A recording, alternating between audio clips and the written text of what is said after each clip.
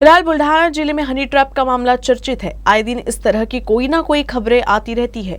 बुल्ढाना जिले के देउलघाट की 23 वर्षीय महिला अपने साथियों की मदद से प्रतिष्ठित लोगों को अपने झांसे में फंसाने के बाद वीडियो बनाकर ब्लैकमेल कर रही थी।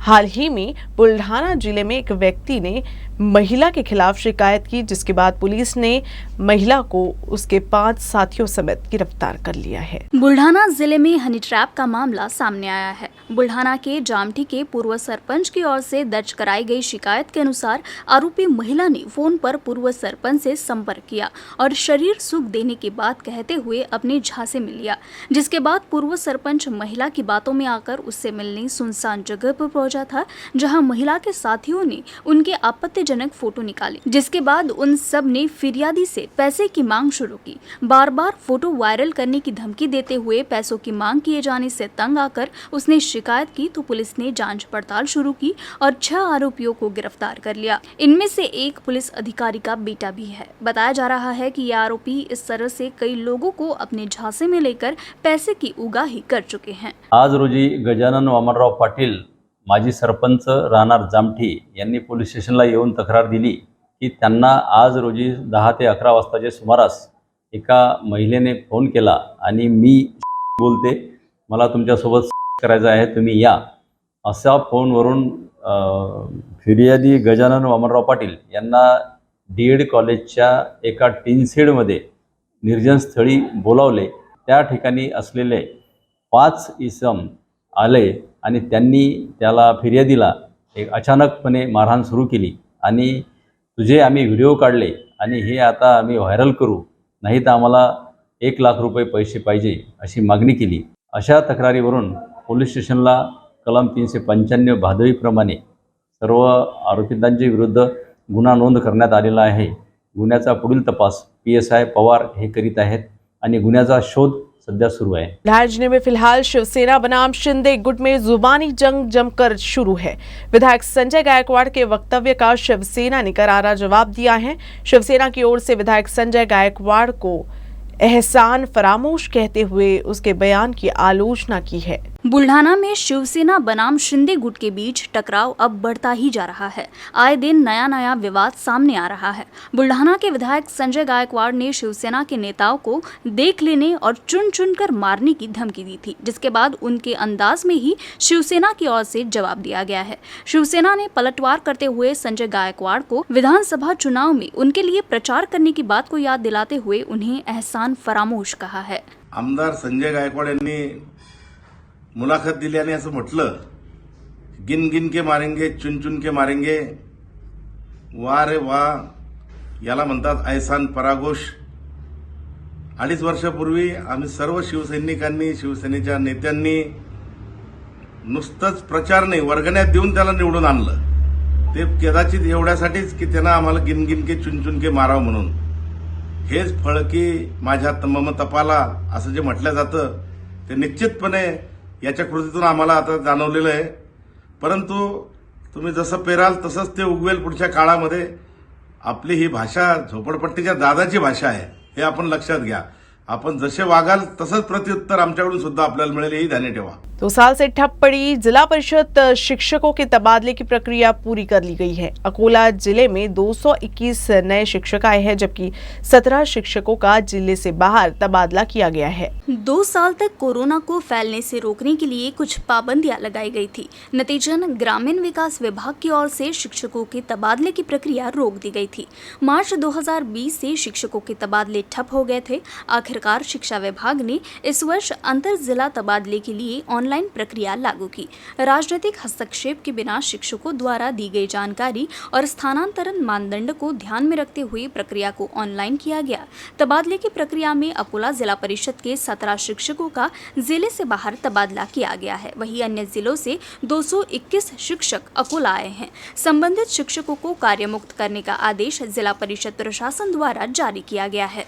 पुलिस को मिली गोपनीय जानकारी के आधार पर अंबिका नगर के श्रीनाम चौक में पुलिस ने छापेमारी कर अवैध शराब बेचने वाले व्यक्ति को गिरफ्तार किया है। उसके पास से शराब का स्टॉक भी जब्त किया गया है। जुने शहर की पुलिस टीम गश्त पर थी। उसी दौरान पुलिस को गोपनीय सूचना मिली और हरिहरपेट चौकी पर छापा मारा। गणेश पांडे के पास से देशी शराब की खेप जब्त की गई।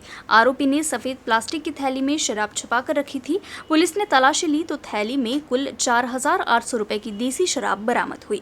पुलिस ने आरोपी को गिरफ्तार कर लिया है। इस कार्रवाई को जुने शहर थाने के थानेदार सेवानंद वानखेड़े की टीम ने अंजाम दिया। बुल्ढाना जिले में 70 फीट गहरे कुएं में फेंके गए खाने को देखकर 6 श्वान कुएं में कूद गए, लेकिन बाहर निकलने में असमर्थ होने से सभी 6 घंटे तक कुएं में फंसे रहे।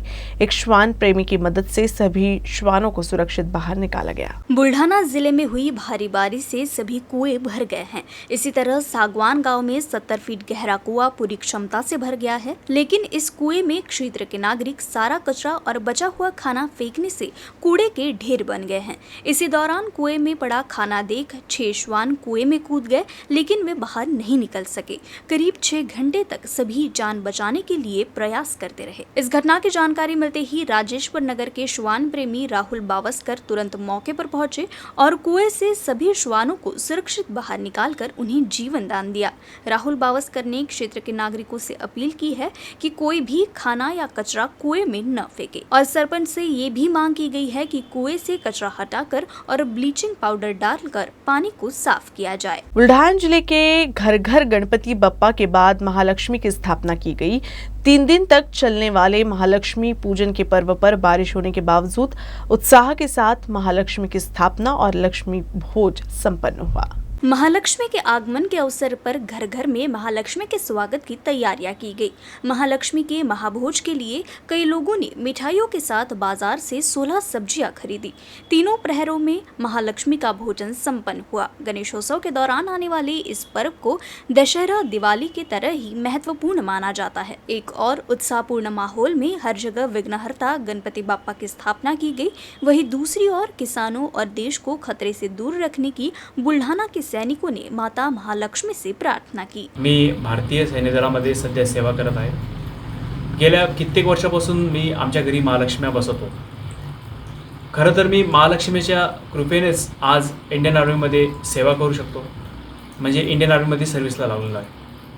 मी माझ्या मातेला, माझ्या गौराईला एवढीच विनंती करतो की माझा शेतकरी वर्ग व माझा देश संकटापासून दूर रहो। हर साल अलग अलग नज़ारे बनाकर सामाजिक संदेश देने वाले खामगांव के प्रवीण ठाकरे ने महालक्ष्मी के आगमन पर अपने घर में जम्मू कश्मीर की माता वैष्णव देवी की गुफा की प्रतिकृति बनाई है। हर किसी को गौरी यानी माँ महालक्ष्मी के आगमन का बेसब्री से इंतजार रहता है। गौराई के स्वागत के लिए खासकर महिलाओं में काफी उत्साह होता है। हर घर में महालक्ष्मी की स्थापना से गणेशोत्सव की खुशी दोगुनी हो जाती है। खामगांव में भी शनिवार को अनेक घरों में महालक्ष्मी की स्थापना की गई। इस अवसर पर गौरी को आभूषण, नई साड़ी, मुकुट, नथ, बालों में गजरा, पंचपकवान का भोग लगाया गया। हर साल अलग अलग नज़ारे बनाकर सामाजिक संदेश देने की कोशिश करने वाले खामगांव शहर के अनिकट इलाके के प्रवीण ठाकरे ने इस बार जम्मू कश्मीर की मां वैष्णो देवी और उनकी गुफा को बेहतरीन तरीके से बनाया है। इस आकर्षक सजावट को देखने के लिए और कश्मीर की गुफा का आनंद लेने हेतु परिसर के नागरिक बड़ी संख्या में ठाकरे परिवार के घर आ रहे हैं। आम्ही दरवर्षीच गौरी पूजनाच्या सोबतच काही सामाजिक उपक्रम देखील राबवत असतो, ज्यामध्ये आम्ही रेन वॉटर हार्वेस्टिंग, महिलांचा सत्कार, कोरोना योद्धांचा सत्कार अशा प्रकारे विविध कार्यक्रम या ठिकाणी घेत असतो। यावर्षी सुद्धा आम्ही श्री वैष्णो देवी येथील एक देखावा या ठिकाणी प्रतिकृती अशी सादर केलेली आहे, ज्यामध्ये आम्ही गुफा बनवलेली आहे। अर्धकुंवारी त्यामध्ये जे एक स्थान आहे देवीचं, त्याची सुद्धा या ठिकाणी आम्ही प्रतिकृती तयार केलेली आहे। तसेच आमच्या जे गौरी सोबतच आम्ही तिथे वैष्णो देवीची पिंड या ठिकाणी स्थापन केली आहे। भारतीय बौद्ध महासभा की नई कार्यकारी समिति की घोषणा की गई। अकोला में डॉक्टर अरुण चक्रनारायण को अध्यक्ष के रूप में चुना गया है। चयन प्रक्रिया का कार्यक्रम शासकीय विश्राम गृह में संपन्न हुआ। भारतीय बौद्ध महासभा के राष्ट्रीय अध्यक्ष राजरत्न आम्बेडकर के पास भारतीय बौद्ध महासभा के पूर्ण अधिकार है और यह आधिकारिक महासभा है, ऐसी घोषणा की गई। उसी के अनुरूप महाराष्ट्र में फिलहाल जिलेवार कार्यकारिणी की गठन का काम जोर शोर से शुरू हो गया है। इसी के तहत अकोला के स्थानीय सर्किट हाउस में 3 सितंबर को एक बैठक आयोजित की गई थी। इस बैठक को संबोधित करने के लिए महाराष्ट्र प्रदेश अध्यक्ष दिनेश हनुमंते, मुख्य संगठक प्रमुख वैभव धपगड़े, राज्य प्रतिनिधि अकोला पहुंचे। उन्होंने अकोला की कार्यकारिणी की घोषणा की तथा कार्यपालिका को आवश्यक सूचना एवं निर्देश दिए। नवगठित कार्यकारी अध्यक्ष डॉक्टर अरुण चक्रनारायण, उपाध्यक्ष बीटी अंभोरे, सचिव MM तायडे, कार्यकारी अध्यक्ष देवीलाल तायडे, सुदर्शन तायडे, उपाध्यक्ष BB गोप नारायण, जिला संस्कार विभाग प्रमुख चंद्रमणि इंगले, अमरावती विभाग के सचिव संजय इंगले, अमरावती विभाग संगठक दयाराम तायडे, सचिव सुदर्शन तायडे, उपाध्यक्ष आनंद पलसपगार, संगठक राजीव मोरे, संगठक नागेश तेलगोटे, सचिव हरिदास आंग्रे। इस प्रकार कार्यकारिणी की घोषणा कर तहसीलवार शाखा स्थापना के कार्य की शुरुआत की गई। अकोला जिले के शैलेश चक्रनारायण, BA तायडे और अन्य पदाधिकारी मौजूद थे। दी बुद्धी सोसायटी ऑफ इंडियाचे राष्ट्रीय अध्यक्ष आयुष्यमान राजरत्नजी आंबेडकर यांच्या नेतृत्वात सुरू असलेली भारतीय बौद्ध महासभा या भारतीय बौद्ध महासभेच्या अकोला जिल्ह्याच्या कार्यकारिणी गठीत करण्यासाठी आज दिनांक 2022 रोजी सर्किट हाऊस अकोला येथे सभा घेण्यात आली। सदर सभेसाठी महाराष्ट्राचे अध्यक्ष आयुष्यमान हनुमंते साहेब उपस्थित होते।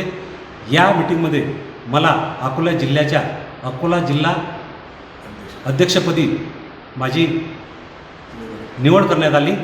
द बुद्धिस्ट सोसायटी ऑफ इंडियाच्या उद्दिष्टानुसार आयुष्यमान राजरत्न आंबेडकर साहेबांनी सूचित केल्याप्रमाणे बौद्धाचे आर्थिक, सामाजिक व शैक्षणिक स्वतंत्र व्यवस्था निर्माण करण्यासाठी आम्ही राजरत्न साहेब आंबेडकर यांच्या आदेशानुसार या जिल्ह्यामध्ये कार्य करू। राजरत्न आंबेडकर साहेबांनी माझ्यावर सोपवलेली जबाबदारी मी आपल्या सहकार्याने यशस्वी रीतीने पार पाडू शकेल अशी मला आशा आहे।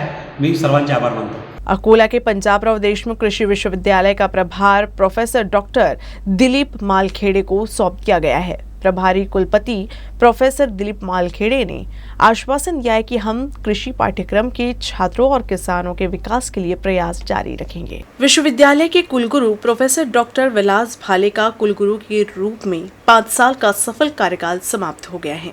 माननीय राज्यपाल के निर्देशों के अनुसार संत गाडगे बाबा अमरावती विश्वविद्यालय के कुलगुरु प्रोफेसर डॉक्टर दिलीप मालखेड़े ने कुलगुरु पद का प्रभार कुलपति डॉक्टर विलास भाले से स्वीकार किया। इस अवसर पर उपस्थित विश्वविद्यालय अधिकारियों को संबोधित करते हुए कुलगुरु डॉक्टर दिलीप मालखेड़े ने डॉक्टर विलास भाले के कार्यकाल के दौरान कई उपलब्धियों पर प्रकाश डाला।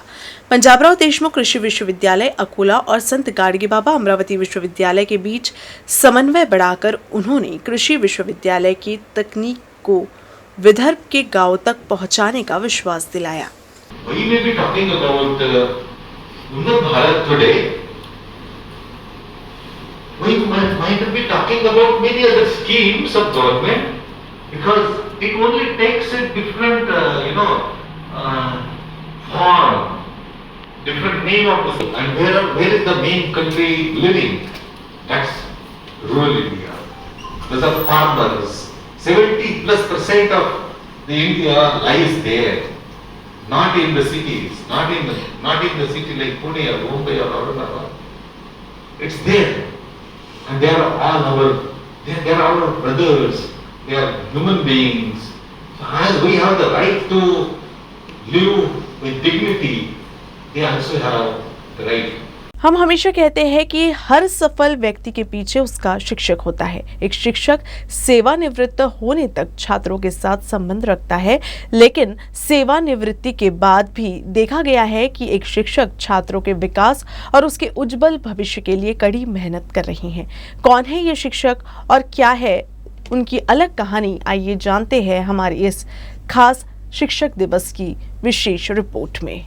ये है रिटायर्ड प्रिंसिपल सिद्धार्थ मिश्रा। उन्होंने शिक्षक के रूप में अपने 33 साल के कार्यकाल में 23 साल तक प्रिंसिपल का पदभार संभाला है। महान समाज सुधारक पंजाबराव देशमुख द्वारा स्थापित डॉक्टर सिद्धार्थ मेश्राम मूल रूप से चंद्रपुर जिले के रहने वाले हैं, लेकिन उन्होंने अपना पूरा जीवन बुल्ढाना जिले के नांदुरा में बिताया।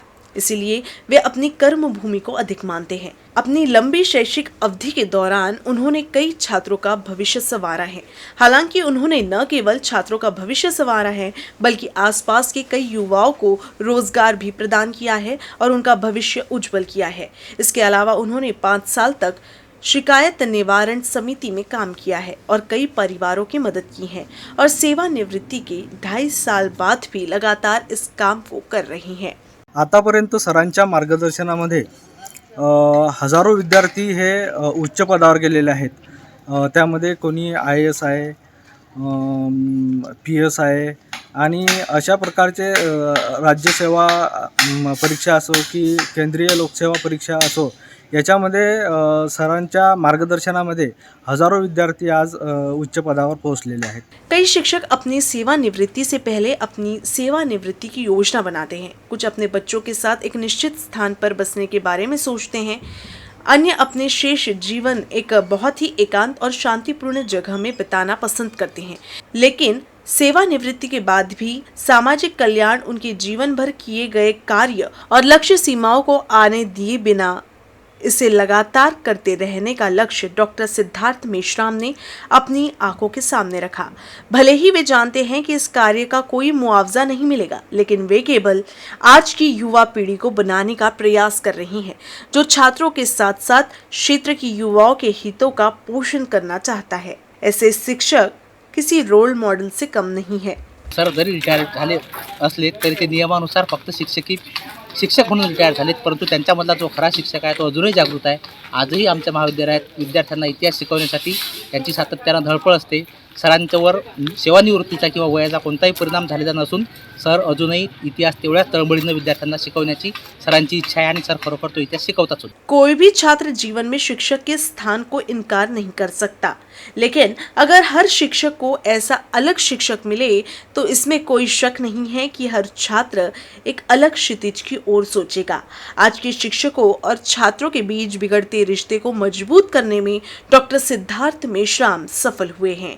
आज के हालात को हम देखते हैं कि छात्र शिक्षकों से दूर है, लेकिन डॉक्टर सिद्धार्थ मेश्राम का मानना है कि ये रिश्ता कायम रखा जा सकता है। तर 22.5 वर्ष एक प्राचार्य म्हणून एवढा मोठा कालखंड प्राचार्य पदाचा प्राप्त होणं हे मी माझं भाग्य समजतो। आणि या 22.5 वर्षामध्ये आणि 11 वर्षाच्या टीचिंग फील्डमध्ये माझा जो विषय आहे आणि त्याच्यानंतर जे प्रशासन आहे, प्रशासन अतिशय उत्तम पद्धतीने चालवण्याचा मी प्रयत्न केलेला आहे आणि म्हणूनच अनेक विद्यार्थी अनेक पिढ्या मला घडवणं शक्य झालं। आज के तनावपूर्ण जीवन में कौन अपने सेवानिवृत्ति के समय को आराम से बिताने की बजाय छात्रों के लिए रचनात्मक कार्यों में अपने समय व्यतीत करता है, लेकिन डॉक्टर सिद्धार्थ मेश्राम ने कर दिखाया है। Faheem Deshmukh, UCN news, Buldhana. अकोला जिला परिषद प्राथमिक विद्यालय के शिक्षकों ने शिक्षक दिवस के दिन ही हाथों में काली पट्टी बांधकर विरोध प्रदर्शन किया। इस मौके पर शिक्षकों को गैर शैक्षणिक कार्य से छूट देने की मांग की गई। साथ ही मराठवाड़ा के विधायक प्रशांत बम द्वारा शिक्षकों के खिलाफ दिए गए अपमानजनक वक्तव्य का भी शिक्षकों ने विरोध किया है। शिक्षकों पर दिन प्रतिदिन गैर शैक्षणिक कार्यों का बोझ बढ़ता जा रहा है। शिक्षक अत्यधिक तनाव में हैं और ये छात्रों की गुणवत्ता को प्रभावित कर रहा है। इसको लेकर सरकार उदासीन है। शिक्षक भविष्य की पीढ़ी बनाने के लिए काम कर रही हैं, लेकिन आज शिक्षक परेशान है। ऐसा आरोप लगाते हुए शिक्षकों ने काली पट्टी बांधकर विरोध किया। शिक्षकों से गुणवत्तापूर्ण शिक्षक की उपेक्षा करना हास्यास्पद है, जब एक ओर उन पर गैर शैक्षणिक कार्यों की बौछार हो रही है। एक प्राथमिक शिक्षक पर हमेशा गैर शैक्षणिक कार्यों का बोझ होता है। इससे पठन और पाठन पर विपरीत असर पड़ रहा है। निजी स्कूलों में शिक्षकों के पास सिर्फ पढ़ाने का काम होता है, लेकिन सरकारी स्कूलों में शिक्षकों को पढ़ाने के अलावा भी बहुत काम करना पड़ता है। इसलिए शिक्षकों को पहले गैर शैक्षणिक कार्यों से मुक्त किया जाना चाहिए, फिर उनसे गुणवत्तापूर्ण शिक्षा की उम्मीद की जानी चाहिए। मराठवाड़ा के विधायक प्रशांत बम ने बिना तथ्यों की जानकारी के शिक्षकों की गुणवत्ता को लेकर आपत्तिजनक टिप्पणी की है। इसीलिए ये आंदोलन प्रदेश भर के शिक्षकों की भावना भावनाओं के विरोध में किया गया है। देश और राज्य की तरह अकोला में भी LIC के एजेंटों ने अपनी मांगों की ओर सरकार का ध्यान आकर्षित करने के लिए LIC कार्यालय के सामने विरोध प्रदर्शन किया। इस मौके पर LIC प्रशासन के खिलाफ नारेबाजी की गई। पॉलिसी धारकों को बोनस में वृद्धि, ऋण और विलंब शुल्क पर ब्याज दरों को कम करना, बीमा प्रीमियम पर GST वापस लेना, बीमा एजेंटों के लिए एक कल्याण कोष बनाना, बीमा एजेंटों की ग्रेजुइटी बढ़ाना, बीमा एजेंटों को टर्म इंश्योरेंस का विस्तार और LIC एजेंटों द्वारा इन्हीं मांगों को लेकर अकोला में संयुक्त कार्रवाई समिति कार्यालय के सामने राष्ट्रव्यापी विरोध प्रदर्शन किया गया। जिंदाबाद जिंदाबाद जिंदाबाद जिंदाबाद जिंदाबाद जिंदाबाद जिंदाबाद जिंदाबाद असा कसा देत नाही असा कसा देत नाही। आमच्या मागण्या एकच आहे की पॉलिसी होल्डरांचा बोनस हा वाढला पाहिजे आणि सोबत जर LICनी जर खर्च कमी केले तर तो बोनस ऑटोमॅटिक वाढतो। त्यासाठी काही करायचं काम नाही आहे, फक्त LICने आपला खर्च कमी करावा आणि सर्व एजंटांना पेन्शनची सुविधा द्यावी आणि ग्रॅज्युटी जे दिलेले आहे ते ग्रॅज्युटीमध्ये वाढ करावी। ग्रॅज्युटी हे फारच कमी दिलेलं आहे ग्रॅज्युटी, त्याच्यामध्ये वाढ करावी आणि एजंटाला सहकार्य चांगल्या प्रकारे करावा, त्याचा मान सम्मान करावा। अकोला शहर में सड़कों पर आवारा जानवरों के कारण वाहन चालकों को परेशानी हो रही है। ये जानवर लोगों पर हमला कर रही हैं, जिससे नागरिक दहशत में। शहर में सड़कों पर खुले में घूम रहे जानवरों के कारण यातायात बाधित होता है। इससे हादसों की संभावना भी बढ़ गई है और वाहन चालकों की जान को भी खतरा है। इस बीच अकोला में एक वीडियो वायरल हो रहा है। इस वीडियो में एक शख्स सड़क पर खड़ा है और सड़क पर से गुजरते हुए एक बैल को इतना गुस्सा आता है कि बैल व्यक्ति को अपनी सींगों पर पकड़ लेता है और उसे फेंक देता है। ये वीडियो वायरल हो रहा है। ये अकोला शहर के खदान क्षेत्र की मुलानी चौक का है। बैल के हमले में घायल हुए शख्स का नाम शेख रहमान शेख शफी है। इस घटना में घायल हुए युवक का इलाज चल रहा है। न्यूज रूम से बस इतना ही। खबरों का सिलसिला यूं ही चलता रहेगा। आप देखते रहिएगा UCN न्यूज अकोला।